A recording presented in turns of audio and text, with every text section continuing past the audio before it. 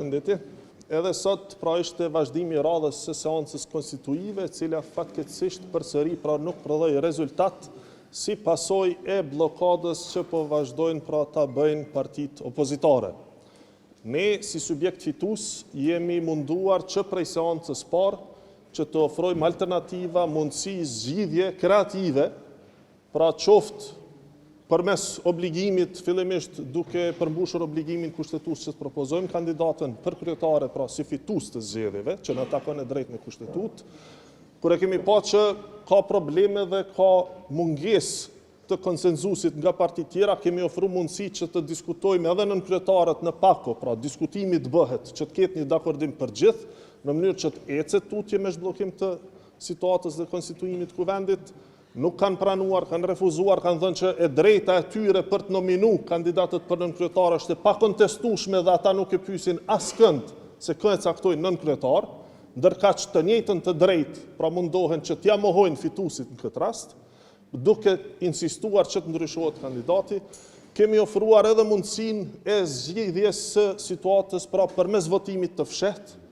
E pat dje, pra në Bundestagun Gjerman, kancelari i ri, Friedrich Merz, ishte u zgjodh pra përmes votimit të fshehtë. Kemi situatën kur edhe në Kosovë, pra pozita e presidentit zgjedhet me votim të fshehtë, kemi rastin në asamblet komunale, kur kryesuesi i asamblesë komunale zgjedhet me votim të fshehtë, pra nuk është temë tabu votimi i fshehtë, e për më tepër edhe është e lejuar dhe parashihet me kushtetutë dhe me rregulloren e punës së kuvendit, siç është cekur edhe në paragrafin 128 të interpretimit të gjykatës kushtetuese, pra të aktgjykimit të gjykatës kushtetuese të vitit 2014, ku thuhet që konstituimi i kuvendit është detyrë e të gjithë deputetëve të kuvendit Kosovës dhe ata duhet të votojnë për, kundër ose abstenojnë në mënyrë të hapur apo në mënyrë të fshehtë. Pra ky është citati që e ka thënë vetë gjykata kushtetuese. Pra, po pajtohemi që nuk është rregulli që të votohet në mënyrë të fshehtë çdo herë për kryesinë e kuvendit, por po besoj pajtoheni që është edhe situatë përjashtuese, pra nuk është e rregullt që të mbahen 12 seanca dhe të mos ketë apo 12 vazhdime të seancave dhe të mos ketë vendimarrje për këtë çështje. Prandaj jemi detyruar dhe kemi ardhur me një propozim të tillë me idenë që të ofrojmë zgjidhje.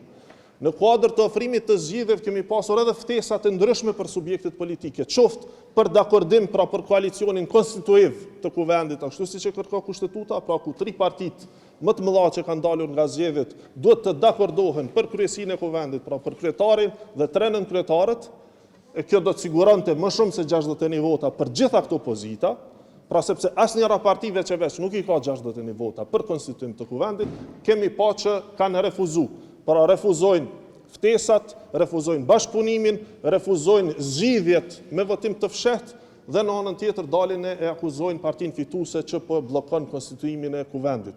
Kjo pra nuk mund quhet asgjë tjetër pos hipokrizi. Besoj që qytetarët të gjithë po e shohin se kjo bllokadë që po bëhet, pra po bëhet ka adresë të caktuar dhe po bëhet pikërisht nga partitë opozitare. Shfrytëzoj rastin që edhe një herë t'i ftoj pra që të reflektojnë dhe së paku të jepet mundësia votimit të fshehtë, sepse kemi pa që votimi i fshehtë është edhe mënyrë demokratike për të shprehur vullnetin e vetë deputetëve në mënyrë të lirë, pra pa pasur presion nga partitë e tyre, dhe në anën tjetër do të mund të jepte një zgjidhje. Pra, deri më tani e kemi pa që as nuk është vënë në testim votimi i fshehtë. Do të thonë tash ku ka mbetë situata, se po është shpeshherë që po referohet që dështoj edhe kësaj radhe votimi i kryetares. Në fakt është e pasakt, sepse për 4 herë të fundit kemi dështimin e kuorumit për të votuar komisionin zgjedhor pra për votim të fshehtë për pozitën e kryetares. 2 seancat e para kanë qenë, siç e dini, pra kanë shkuar dhe janë vonu, apo 2 vazhdimet e para të seancës kanë qenë për të votuar raportin për verifikim të mandateve, i cili fatmirësisht pas seancës së dytë u votua, e besoj këtu kemi të bëjmë më tepër edhe me presionin apo interesat e ngushta edhe të vetë deputetëve, sepse kur ishte puna për të dhënë betimin dhe për të verifikuar mandatin në mënyrë që të fillojë të rrjedh paga e deputetit, shumë lehtë ishte që të binden dhe të bëhen gjithë bashkë dhe të votojnë. Kurse tani që kanë dhënë betimin dhe ka filluar paga të rrjedh, shohim që nuk u bëhet vonë që të mblidhen sa e sa herë dhe të mos ketë rezultat, pra të mos i jepet vendit kuvendi, pra konstituimi i kuvendit ashtu siç e ka prodhuar edhe rezultati zgjedhor. Tash, sa i përket përgjigjes së tyre, unë besoj që përgjigja realisht u dha një ditë më herët.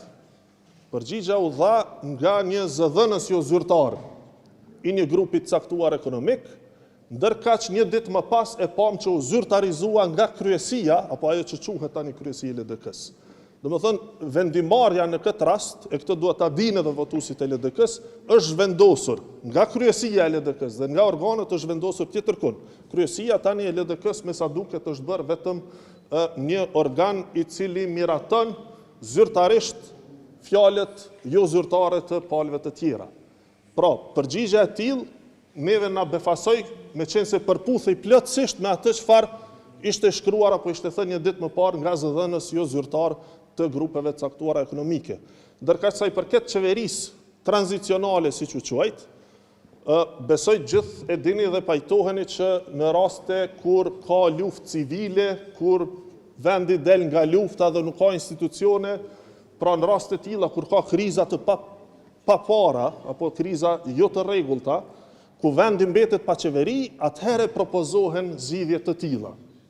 Do të thonë, realisht propozimi për qeveri tranzicionale është të kthehemi në kohën e UNMIK-ut, pra në vitin 2000. Unë nuk besoj që jemi aty. Pra vendi ka pasur zgjedhje, proces zgjedhor të rregullt, me gjitha mangësitë që kanë qenë sa i përket votimit me postë, ka prodhuar një rezultat, ky është rezultati. Vendit duhet të jepet qeveri. Kjo në fakt mendoj unë e shpërfaq edhe kërkesën e vetë opozitës që kishte në fillim nëse ju kujtohet që të braktisen zyret. Pra, në rastin kur do të zbatohej kërkesa e tyre që për herë të parë në histori të vendit, qeveria të braktis zyret dhe vendit të mbetej pa qeveri, atëherë kjo po del që ka qenë plan gjatë gjithë kohës që të vihet me këtë propozim dhe thuhet që në mungesë të qeverisë na duhet të mlidhemi gjithë bashkë dhe të bëjmë një qeveri tranzicionale. Por vendi ka qeveri. Pra është një qeveri në detyrë, e cila po pret votimin e qeverisë së re për t'ia dorëzuar mandatin. Domethënë, problemin e kemi këtu me një plan që me sa duket i ka dështuar opozitës dhe tani kanë nxjerrë edhe kartën e fundit pra për të na kthyer në kohën e UNMIK-ut. Por po besoj qytetarët e dinë që rezultati zgjedhor i prodhuar tashmë ka caktuar kush është fituesi dhe kush duhet ta udhëhet qeverinë. Nëse nuk arrihet kjo në kuvend, ne çdo herë kemi thënë që jemi të gatshëm të shkojmë edhe një herë për rilegjitimim tek qytetari, por nuk duam që ky të jetë prej opsioneve të para, duam që ky të jetë opsioni i fundit. Ne jemi duke munduar në vazhdimsi që të gjejmë një zgjidhje, të ofrojmë zgjidhje kreative. Opsioni më i mirë, tash që kemi përpara që duhet konsumuar, është votimi në mënyrë të fshehtë për kryetarin e kuvendit. Por duhet bëhet. Ata që po kundërshtojnë duhet të ofrojnë një opsion tjetër, por nuk di që ka. Jo, ai nuk është opsion. Ajo nuk është opsion. Opsionet janë në kuadër të konstituimit të kuvendit. Pra, çka mund të bëjmë që të kemi një kryesi bazuar në rezultatin e prodhuar nga zgjedhjet. Ne kemi ofruar bashkëpunim politik, siç e dini. Pra kemi ofruar fillimisht bashkëpunim për konstituim të kuvendit, është refuzuar. Ne ftuam LDK-n që të bashkëpunojmë edhe kemi bashkëpunim edhe politik. Pra që të zgjidhim edhe këtë problemin e jetëgjatësisë së qeverisë. Pra të kemi një qeveri stabile, një koalicion të madh, ku partia parë dhe partia tretë do të bëheshin bashkë dhe pastaj me mundësinë që edhe të mos ketë zgjedhje kur të vijë situata për zgjedhjen e presidentit, pra që të mos dështonte si proces. Megjithatë e pam që dikush si Lumir Abdigjiku, që në vazhdimsi ka thënë se nuk është i interesuar për zgjidhje afatshkurt, por për një qeveri stabile që çon mandatin deri në fund, ishte pikërisht ai që refuzoi këtë ftesë për një qeveri afatgjate dhe propozoi që të ketë një qeveri tranzicionale. Pra kjo në vetvete është kundërthënie. Kjo në vetvete është kundërthënie dhe normalisht që nuk është serioze. Nuk është serioze se si jemi në situatë të tillë. Domethënë, çka po kërkohet është të kthehet situata në kohën e UNMIK-ut. S'ka UNMIK më, harrone. Ka qeveri tash. Nuk di që kanë kërkuar ata diçka. Ata na janë përgjigjur që nuk duan bashkëpunim politik me neve. Na kanë thënë me fjalë tjera, siç e tha edhe zëvendës kryeministri Agërvalla, që ata na kanë thënë, ne vim veç nëse vinë edhe PDK-a me neve. Ne nuk jemi të interesuar, po besoj përgjigja është në letrën e kryeministrit Kurti që nuk jemi të interesuar të bëjmë koalicion me PDK-n. Qëllimi i ftesës ka qenë pra që t'i ofrojmë qytetarëve një bashkëpunim dhe një qeveri stabile, ashtu siç ka pas deklarim nominal pra nga vetë kryesia e LDK-s. Por ne pam nga përgjigja e tyre që është e pamundur edhe kur ofrohet bashkëpunim i tillë që ata të marrin vendimet vetë. E këtë duhet ta di elektorati i LDK-s, pra që përkundër dëshirës dhe vullnetit të elektoratit LDK-s dhe të elektoratit tonë, pra që të ketë një bashkëpunim të tillë për dal nga ky ngërç, kryesia e LDK-s miratoi një qëndrim që ndoshta nuk përkon domosdo me votuesit e tyre, me vullnetin e tyre, dhe pastaj për çështje tjera dhe propozimet e tyre mund t'i pyesni ata, por unë nuk mendoj që vendi, pra pas sa viteve qëndrueshmëri institucionale të kthehet janë në kohën e Unmikut. Kjo do të ishte skenari më ogurzi i mundshëm dhe mesazhi më i keq që mund ta çojë Kosova, Republika e Kosovës edhe tek Bashkia Ndërkombëtare.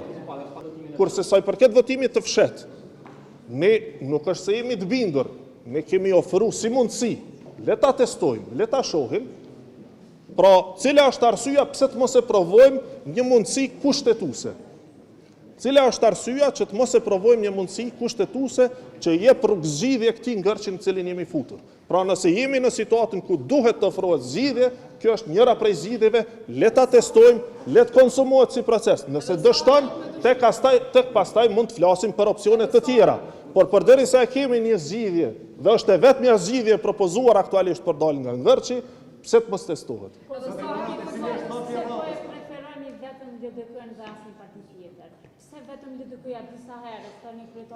Sepse ne për dallim prej subjektive tjera, pra bazohemi edhe në vullnetin e elektoratit tonë.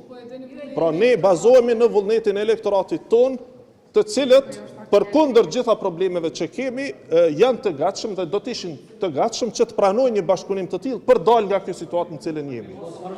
Hapi i radhës duhet të jetë që seancën e radhës, pra të marrim shembull edhe nga shtetet tjera me demokraci shumë të zhvilluar, që të hidhet procesit të vazhdoj, të jepet mundësia procesit për votim të fshehtë, të konsumohet ky proces. Nëse prodhon rezultat, besoj që do të ishte mirë për gjithë. Pra nëse prodhon rezultat pozitiv.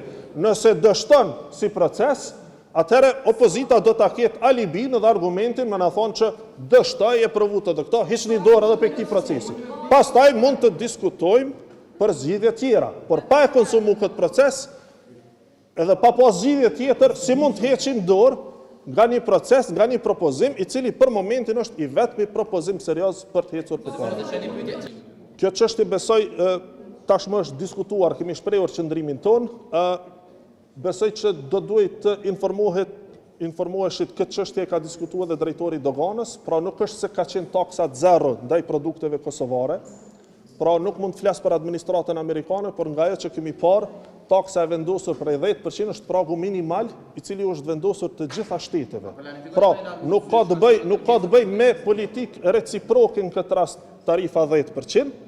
Tarifa 10% ka të bëj me një politikë minimale të aplikueshme për gjitha shtetet. Pra është e aplikueshme edhe për Singaporin që në këtë rast ka nivelin 0% për gjitha shtetet që ka tregti të lirë. Planifikojmë që në diskutim të përbashkët me autoritetet amerikane, pra të shojmë të gjejmë zgjidhje në mënyrë që produktet e dyja shteteve para të qarkullojnë sa më lirshëm e mundësisht pa tarifa fare. Jo, i konsumuar si proces, votimi i fshehtë mund të konsiderohet tek pasi të jetë konsumuar. Pra momentin kur ka votim të fshehtë dhe prodhon një rezultat, atëherë mund quhet si proces i konsumuar. Derisa ne nuk kemi quorum për të votuar komisionin për votim të fshehtë, nuk mund të quhet si proces i konsumuar, është thjesht një pezullim i seancës për të pritur derisa të formohet kvorumi i nevojshëm. Uroj që të mos ketë nevojë që të përsëritet edhe shumë gjatë. Tash, për të kërkuar lëvizje apo fleksibilitet nga njëra palë, fillimisht kërkesa do duhet vinte nga pala që tregon fleksibilitet. Ne po e shohim vetë opozitën pra që nuk ka fleksibilitet, nuk ofron zgjidhje, nuk ofron mundësi.